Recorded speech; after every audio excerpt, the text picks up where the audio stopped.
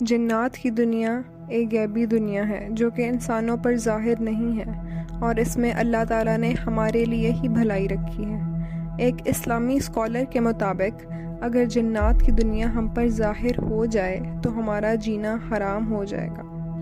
اللہ پاک فرما رہے ہیں کہ ابلیس جو کہ شریر جنات کا سردار ہے وہ تمہارا بدترین دشمن ہے، اس لیے انسانوں اور جنات میں جو پردہ قائم ہے وہ اللہ تعالیٰ کی ہی مصلحت ہے۔ السلام علیکم ایوری ون، امید ہے کہ سب خیریت سے ہوں گے۔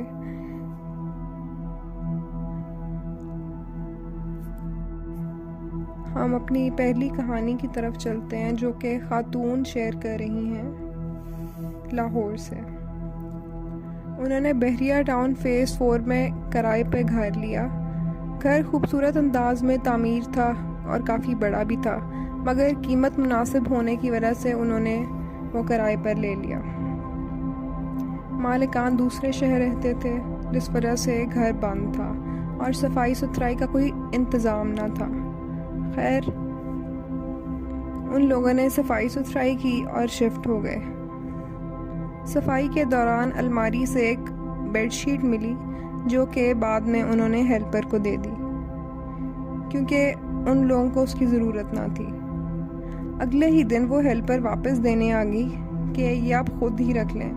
اس کا انداز کافی کرخت تھا۔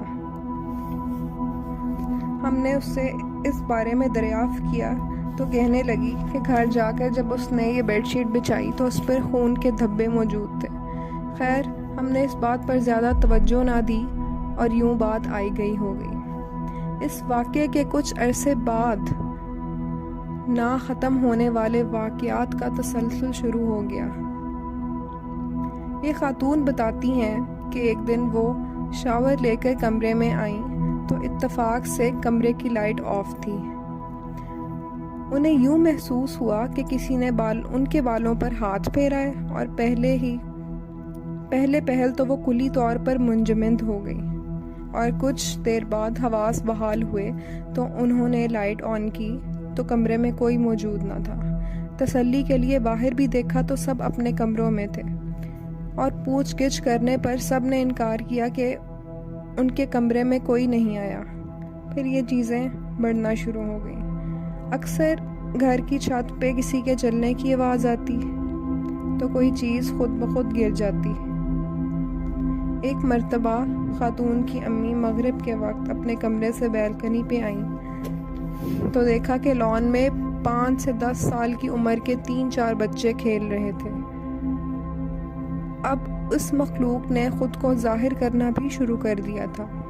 ان کی امی کے ساتھ اس واقعے کے بعد ایک اور عجیب چیز جو ان لوگوں نے نوٹس کی وہ یہ تھی کہ لان میں پھول پودے اچھی دیکھ بھال کے باوجود گل سڑ جاتے تھے، یعنی کہ کچھ عرصے بعد ہی مرجھا جاتے تھے۔